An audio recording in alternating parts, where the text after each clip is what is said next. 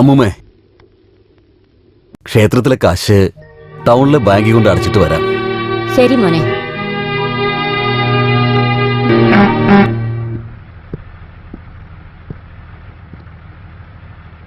ചേട്ടാ നമസ്കാരം.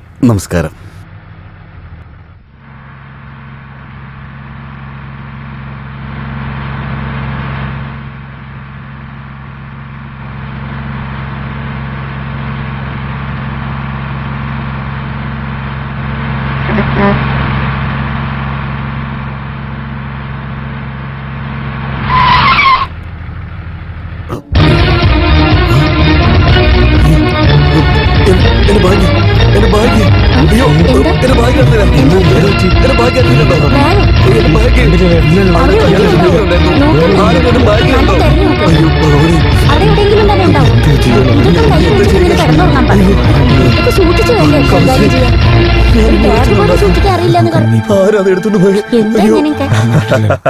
നാട്ടുകാരുടെ പൈസയൊക്കെ ശങ്കരെടുത്തെന്ന് പറഞ്ഞ നീ പോലീസ് സ്റ്റേഷനിൽ കംപ്ലൈന്റ് കൊടു.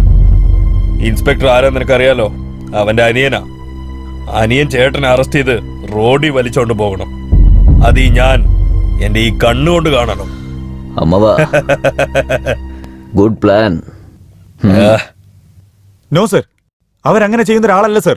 നിങ്ങൾ പറയുന്നത് വിശ്വസിക്കണോ അതോ നാട്ടുകാർ പറയുന്നത് വിശ്വസിക്കണോ? നാട്ടുകാരുടെ പണമൊക്കെ മോഷ്ടിച്ചു എന്ന് പറഞ്ഞ് നാട്ടുകാരെ കംപ്ലൈന്റ് വന്നിട്ടുള്ളത്. ചെന്ന് അയാളെ അറസ്റ്റ് ചെയ്ത് കൊണ്ടുപോവാ. 6000 പേരിട്ടിരിക്കുന്ന ഈ കാക്കി ഡ്രസ്സിൽ പോലീസ് എന്ന 3 അക്ഷരത്തിന് അഭിമാനമായി നീ മുന്നിലുണ്ടാവണം. അതാണ് എന്റെ ആഗ്രഹം. ചേട്ടൻ, അനിയൻ, സ്വന്തം ബന്ധം ഇതെല്ലാം മറന്ന് തെറ്റ് ചെയ്ത് സ്വന്തം വീട്ടുകാരായാലും ശരി, ഒരു ദയയും കൂടാതെ നീ അവരെ ശിക്ഷിച്ചിരിക്കണം. അതാണ് പോലീസ് ഡിപ്പാർട്ട്മെന്റിനെ നീ കൊടുക്കുന്ന ബഹുമാനം. എന്താ ആലോചിച്ചോണ്ട് നിൽക്കുന്നേ? എത്രയും പെട്ടെന്ന് പോയി അറസ്റ്റ് ചെയ്യ. Okay sir.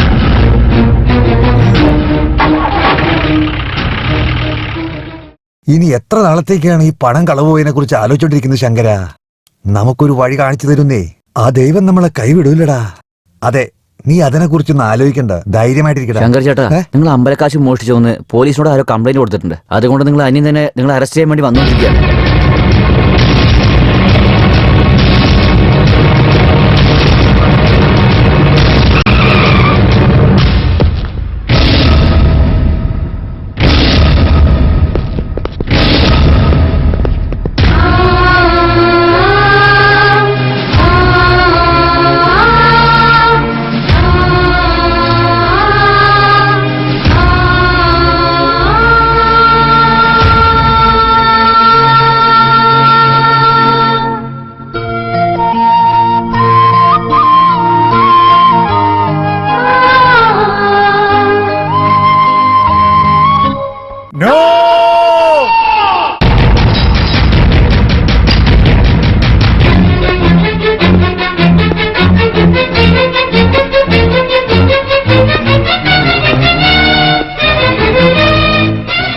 മനുഷ്യനായിട്ട് ജനിച്ച ഓരോരുത്തർക്കും മനസാക്ഷി എന്ന് പറയുന്ന ഒന്നുണ്ട്. ആ മനസാക്ഷിയുള്ള ഒരുത്തൻ പോലും എന്റെ ഏട്ടൻ കള്ളനാണെന്ന് പറയില്ല. തെറ്റ് ചെയ്തവർ ശിക്ഷിക്കപ്പെടേണ്ടതാണ്. പക്ഷെ ഒരു തെറ്റും ചെയ്യാത്തൊരു നിരപരാധിയെ ശിക്ഷിക്കുന്നത് അതിലും വലിയൊരു തെറ്റാണ്. ഒരു തെറ്റും ചെയ്യാത്ത എന്റെ ഏട്ടനെ അറസ്റ്റ് ചെയ്താലേ ഈ ജോലി എനിക്കുണ്ടാവുള്ളൂ എങ്കിൽ എനിക്ക് ഈ ജോലി വേണ്ട ഏട്ടാ. നിങ്ങളെക്കാൾ വലുതല്ല എനിക്ക് ഈ ജോലി. എനിക്ക് നിങ്ങളാണ് വേണ്ടത്. നിങ്ങൾ മാത്രം.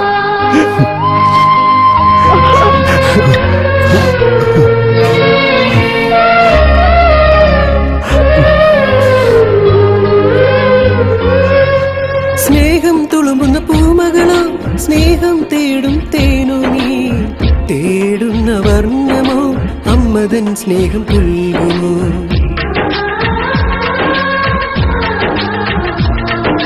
പൂമ്പാറ്റേ നീ വരുമോ, നവവധുവായി നീ വന്നിടൂ. പോരുന്നോ എൻ കൂടെ ആകാശമിതെന്നാലേ, ഈ കണ്ണുകൾ നനയുന്നിതാ. കൺമണി നീയല്ലേ, ഹൃദയത്തിൻ തേനിതാ. സാറേ, സാറിനെ കാണാനാരോ വന്നിട്ടുണ്ട്. വരാൻ പറ. ആയിക്കോട്ടെ സാറേ.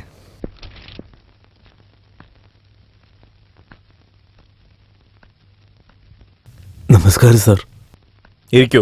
കുഴപ്പമില്ല സാർ. കുഴപ്പമില്ല, ഇരിക്കൂ. എന്താ കാര്യം? അന്ന് സാറിന്റെ കമ്പനി ചോദിച്ചില്ലേ, ഞാൻ നിങ്ങൾക്ക് തരാൻ തയ്യാറാണ്. അതിന് പകരം നിങ്ങൾ എനിക്ക് 5 ലക്ഷം തന്നാ മതി. എന്തിന്? നിങ്ങളുടെ കമ്പനിയൊക്കെ നന്നായിട്ടല്ലേ പോകുന്നത്? എല്ലാം നന്നായിട്ട് തന്നെ പോകുന്നുണ്ട്. പക്ഷേ എന്റെ കുടുംബം ഇപ്പൊ ഒരു പ്രശ്നത്തിലാ. എന്റെ ചേട്ടനൊരു പ്രശ്നത്തിൽ പെട്ടിരിക്കുക. അദ്ദേഹത്തെ രക്ഷിക്കണമെങ്കിൽ എനിക്ക് 5 ലക്ഷം ആവശ്യമാണ് സാർ. ചേട്ടൻ സാർ. പോയി 5 ലക്ഷം ക്യാഷ് കൊണ്ടുപോവാ. ശരി സാറേ. നിങ്ങൾക്ക് പൈസ തരാം, പക്ഷെ നിങ്ങളുടെ കമ്പനി വിൽക്കേണ്ട. അന്ന് നിങ്ങൾ നിങ്ങളുടെ കുടുംബത്തിനെ കുറിച്ച് പറയുമ്പോ ആ കുടുംബത്തിനെ കുറിച്ച് ചില ആൾക്കാരുടെ അടുത്ത് ഞാൻ ചോദിച്ചു. എല്ലാ ചേട്ടനനിയന്മാരെ രാമലക്ഷ്മണൻ പോലെയാ. പക്ഷേ ചില സമയത്ത് അവർക്കുള്ളി ഒരു പ്രശ്നം വന്ന് പിരിഞ്ഞു പോയേക്കുവാ. ശരിക്കുള്ള രാമലക്ഷ്മണനൊക്കെ ആണെങ്കിൽ നിങ്ങളുടെ കുടുംബത്തിനെ കണ്ടാൽ മതി. നിങ്ങളുടെ ചേട്ടനനിയന്മാരെ കാണണം. അപ്പോഴേ അറിയൂ ശരിക്കുള്ള രാമലക്ഷ്മണൻ എങ്ങനെയായിരുന്നു എന്ന്. അവരുടെ കുടുംബത്തിലൊരു പ്രശ്നം വരുമ്പോൾ എന്റെ മനസ്സ് കേൾക്കുന്നില്ല.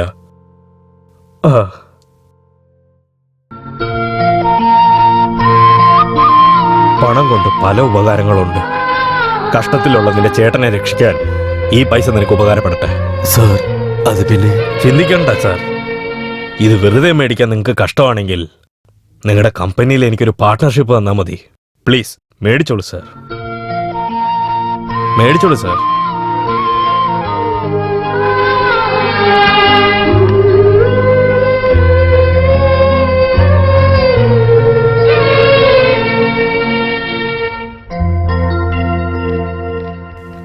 ഇതാ എന്റെ ചേട്ടൻ തരാനുള്ള 5 ലക്ഷം രൂപ പണം. അല്ല മോനെ, ചേട്ടൻ അനുജനായ മാത്രം മതിയോ? ഭാര്യയ്ക്കൊരു നല്ല ഭർത്താവ് ആകണ്ടേ? നീ ഇങ്ങനെ ജോലിയും കളഞ്ഞ് വന്നു നിന്നാലേ ആ കൊച്ചെന്നെ പറ്റി എന്താ കരുതുക? അങ്ങനെ ചിന്തിച്ചാൽ എങ്ങനെയാ ഏട്ടാ? ഇത്രയും വർഷം നോക്കി വളർത്തിയ ചേട്ടനെ അറസ്റ്റ് ചെയ്താൽ ഞാനാണെങ്കിൽ അങ്ങനെ കരുതും. ഇവരിപ്പോൾ ജോലി ഉപേക്ഷിച്ചത് എനിക്ക് സന്തോഷായി. ഇതില്ലെങ്കിൽ മറ്റൊന്ന് കിട്ടും. നീ ആള് കൊള്ളാലോ. ഭാര്യയെ നല്ല കാര്യങ്ങളൊക്കെ പറഞ്ഞു പഠിപ്പിച്ചിട്ടുണ്ടല്ലോ. What is this? എന്തിനാ നിങ്ങൾ റിസൈൻ ചെയ്യുന്നത്? Too bad. പോലീസുകാർക്കൊക്കെ സെന്റിമെന്റ്സ് ഉണ്ടാവാൻ പാടില്ലെന്ന്. It's a formality. നിങ്ങളെപ്പോലെ നല്ല ഓഫീസേഴ്സിന്റെ സേവനം നമ്മുടെ ഈ പോലീസ് ഡിപ്പാർട്ട്മെന്റിന് ആവശ്യമുണ്ട്. So there is no chance for accepting your resignation. നാളെ എന്തായാലും ഡ്യൂട്ടിക്ക് വന്ന് റിപ്പോർട്ട് ചെയ്യണം. You may leave now. Please വാങ്ങിക്കോളൂ. Thank you sir. ഗുഡ്.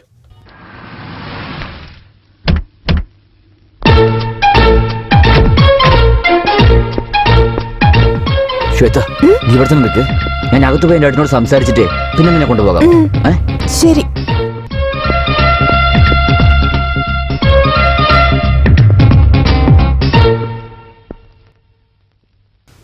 ചേട്ടാ. എന്താടാ? അത് പിന്നെ ചേട്ടാ, അതായത് ഇത് ചെയ്യാൻ ഞാൻ നിങ്ങളോട് പറഞ്ഞല്ലേ, അത് വന്നിരിക്കുന്നു. ഏത്? അതാണ് ചേട്ടാ, ഞാനൊരു കുട്ടീനെ ലവ്. വരാൻ പറയേ. ആ ശരി.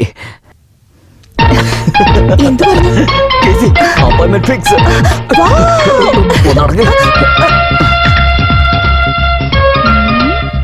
അകത്തേക്ക് വാ.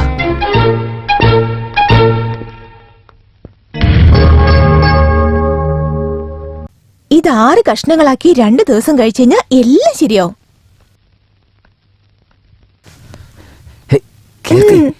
ചേട്ടനോട് നമസ്കാരം പറയും. നമസ്കാരം. ഇതെന്താ വല്ലാത്തൊരു നമസ്കാരമാണല്ലോ അത്. അതുവരെ ചേട്ടാ, ബഹുമാനമാണ്. ഇവള് മൂത്തോരെ കണ്ട ഒരുപാട് ബഹുമാനിക്കും, അതുകൊണ്ടാ അല്ലേ? അല്ല, നിന്റെ പേരെന്താ? കീർത്തി. ആ, കേട്ടില്ല. കീർത്തി ചേട്ടാ, കീർത്തി. ഈ ലോകത്തിലെ വിശ്വസുന്ദരി ക്ലിയോപാട്രയെ കണ്ടിട്ടുണ്ടോ? എങ്കിൽ അതാണ് ഈ ഞാൻ. കള്ളം. നിന്നെ പ്രേമിക്കുന്ന പെൺകുട്ടി ലോകത്തിലെ വിശ്വസുന്ദരിയായ ക്ലിയോപാത്രയാണ്.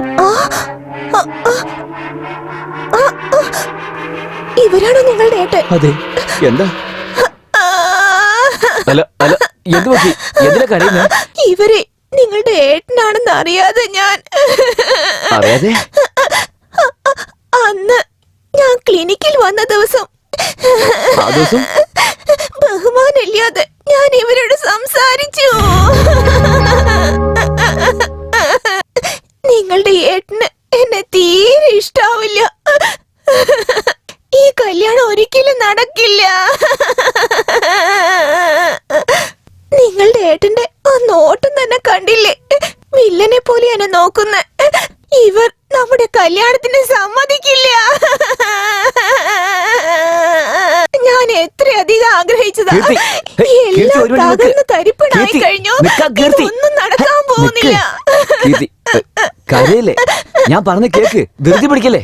വേണ്ട, നിങ്ങൾ മറ്റൊരു പെണ്ണിനെ കല്യാണം കഴിച്ച് സന്തോഷത്തോടെ ജീവിക്ക്. അറ്റ്ലീസ്റ്റ് ജനിക്കുന്ന കുഞ്ഞിനെങ്കിലും എന്റെ പേര് വെച്ചാ മതി, കീർത്തിന്ന്. കീർത്തി, കീർത്തി. സുബ്രഹ്മണ്യ, അവള് സുന്ദരിയാണെന്ന് പറ. അവൾ ഈ വീടിന് മരുമകളായി വരാൻ എനിക്ക് സമ്മതമാണ്. പക്ഷെ ഒരു കാര്യം, ഒരു ഗുളികയെ 6 കഷ്ണമായി ഭാഗിച്ച് 2 ദിവസം കഴിക്കണം എന്നുള്ള നിർദ്ദേശം വിട്ടാൽ മാത്രം.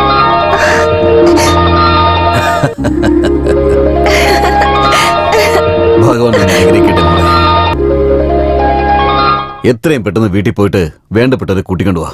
ഏറ്റവും അടുത്ത മുഹൂർത്തത്തിൽ തന്നെ നിങ്ങളുടെ കല്യാണം നടത്തി തരാം.